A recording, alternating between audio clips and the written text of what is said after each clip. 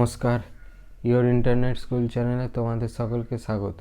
তো আজকে আমরা ক্লাস 8-এর বাংলার মডেল 6 অর্থাৎ Bankura mission girls high school and Ghatal Vidyasagar high school question ব্যাংকের প্রশ্ন বলেছে, এক পায়ে দাঁড়িয়ে থাকে তোতাই বাবু, দাদু, গাছেরা, তোতাইয়ের বন্ধুরা।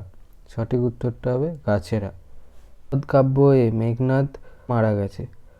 অপশান ক পঞ্চম স্বর্গে, খ ষষ্ঠ স্বর্গে, গ চতুর্থ স্বর্গে। সঠিকটা হবে ষষ্ঠ স্বর্গে।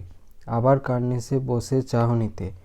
ক তাচ্ছিল্য গর্বের, খ তাচ্ছিল্য মজার, গ তাচ্ছিল্য অহংকারের, ঘ তাচ্ছিল্য আনন্দের। সঠিকটা হবে তাচ্ছিল্য মজার। টুপ করে তার কোলে ওপর নেমে আসবে, কোন রঙের ফুল নেমে আসবে? অপশান ক লাল নীল, অপশান খ সবুজ, অপশান গ লাল, অপশান ঘ নীল। সঠিকটা হবে লাল নীল। শব্দের অর্থ কী? ক গা ধোয়া, খ মুখ ধোয়া, গ গায়ে ঢাকা দেওয়া, ঘ উঠে দাঁড়ানো। সঠিকটা হবে উঠে দাঁড়ানো। অপরিহিতিতে কোন ধ্বনি কার্যকরী ভূমিকা গ্রহণ করে? ক হস্যই, খ হস্যই ও হস্য, গ হস্য, ঘ কোনোটাই নয়। সঠিকটা হবে হস্যই ও হস্য। স্কুল শব্দের মধ্যে কটি দল আছে? অপশান ক একটি, অপশান খ দুটি, অপশান গ তিনটি, অপশান ঘ চারটি। সঠিকটা হবে খ দুটি। রবীন্দ্রনাথ শব্দটিতে কটি দল আছে? অপশান ক একটি, অপশান খ দুটি, অপশান গ তিনটি, অপশান ঘ চারটি। সঠিকটা হবে চারটি। বিরাটের অথবা দুষ্ট থেকে দুষ্টু এখানে ঘটেছে ক আদি স্বরাগম, খ মধ্য স্বরাগম, গ অন্ত স্বরাগম, ঘ আদি ব্যঞ্জনাগম। সঠিকটা হবে অন্ত স্বরাগম। রাত্রির নির্জন ঘরে কারা বাস করে? উত্তরটা হবে লেখক চড়ুই পাখি। তাহার দিগ্ভ্রম জন্মাইয়াছিল, এখানে কার কথা বলা হয়েছে? উদ্ধৃত অংশে মুর সেনাপতির কথা বলা হয়েছে। কোন কোন খাবার খেয়ে রাজহাঁসের ডিমের সন্ধান দিয়েছিল? 2 আনার পাঁঠার ঘুগনি আর ডজন খানেক ফুরুলি সাবার করে তবে রাজহাঁসের ডিমের সন্ধান দিয়েছিল। আসছে এমনি রকম কোন সময় থেকে কি চলে আসছে? কোন সময়েতে এই উত্তরটা লিখতে হবে যে প্রাচীনকালের সময় থেকে, আর কি চলে আসছে তার উত্তরটা হবে মান্ধাতার আমল থেকে চলে আসছে যে আমাকে কখনো করতে হবে, আবার আমিও কখনো কাউকে ফাঁকি দেব। কিছুটা লাভ আমার ভাগে পড়বে, কিছুটা আবার পড়বে পরের ভোগে। তাই অ আ ক খ পড়বে না কেন? তাই অ আ ক খ পড়বে না কারণ তার গাছেদের মতো একটা সবুজ জামা চাই। হাসছো কেন খোকা, এটা কি নাট্যশালা? কার উক্তি? প্রশ্নে উদ্ধৃত উক্তিটি হলো প্রসন্ন গুরু মহাশয়ের। মতে শেওড়া ফল খেলে কি হয়? উত্তরটা হবে পাগল হয়। অধিক সন্ন্যাসীতে গাজন নষ্ট। অর্থ লিখে প্রবাদটিকে বাক্যে ব্যবহার করো। অর্থটা দেখে নি। অধিক লোকের সমাগমে কার্য নষ্ট। সবাই মিলে হেডমাস্টারের কাছে ছুটি চাইতে যেও না, সবটাই পণ্ড হবে। কথায় আছে অধিক সন্ন্যাসীতে গাজন নষ্ট। নীতি কাকে বলে? উদাহরণ দাও। অপি উপসর্গের অর্থ আগে নিহিত শব্দের অর্থ নিয়ে আসা। অপিনিহিতি নামটি প্রক্রিয়াটি ইঙ্গিতবাহী। শব্দের মধ্যে অবস্থিত হস্যই বা হস্য ধ্বনি নির্দিষ্ট স্থানের আগেই উচ্চারিত হওয়ার যে প্রবণতা বা রীতি তাকেই অপিনিহিতি বলা হয়। যেমন করিয়া কইরা, রাখিয়া রাইখা, কালি কাইল, আজি আইজ, মাছুয়া মাউছুয়া, নাটুয়া নাউটুয়া ইত্যাদি। স্বরাগম কাকে বলে? এটি কয় প্রকার? কাকে বলে? উচ্চারণের সুবিধার্থে কোনো শব্দের আদি, মধ্যে বা অন্তে পূর্বে অনুপস্থিত কোনো স্বরধ্বনির আগমন ঘটলে তাকে স্বরাগম বলে। যেমন স্পর্ধা থেকে আস্পর্ধা, শ্লোক থেকে শোলক, রাত্র থেকে রাত্রি।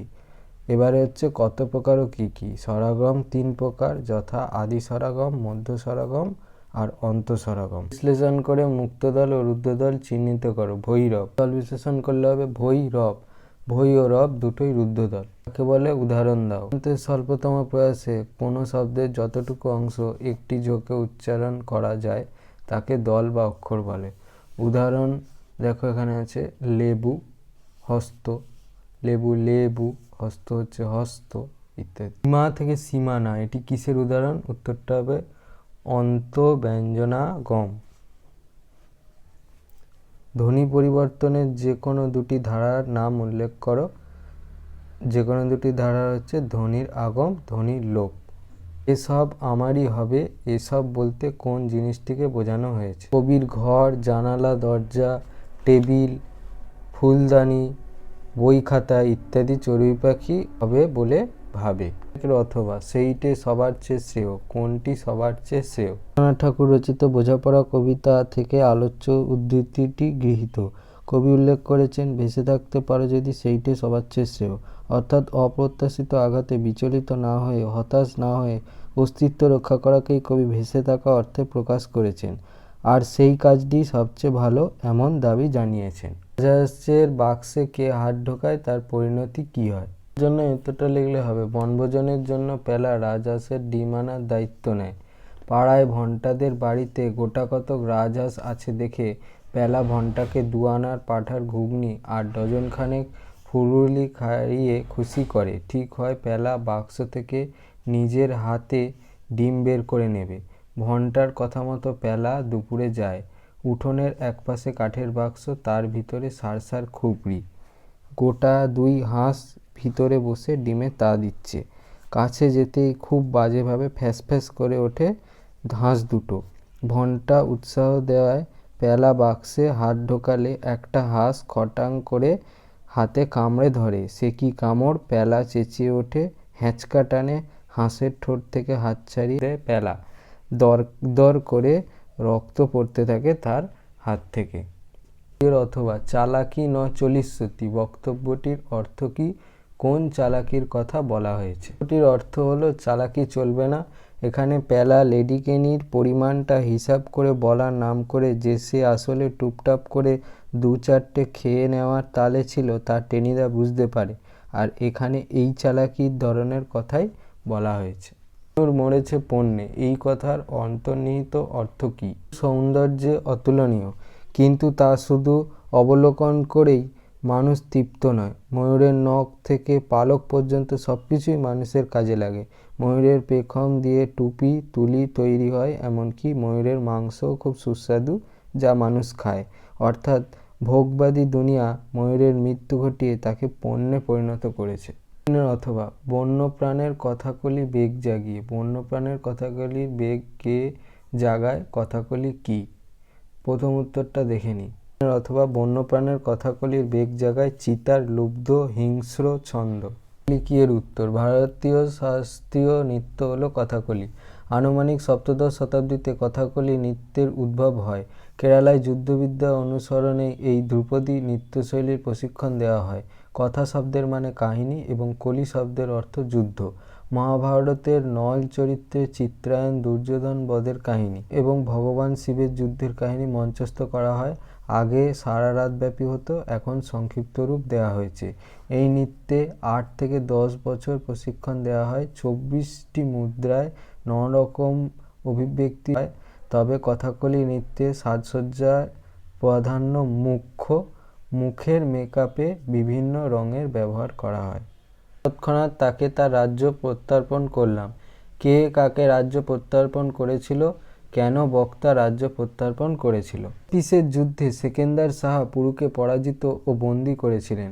পুরুকে তার কাছে আনা হলে সেকেন্দার শাহ তাকে প্রশ্ন করেন যে সে কিরূপ আচরণ প্রত্যাশা করে।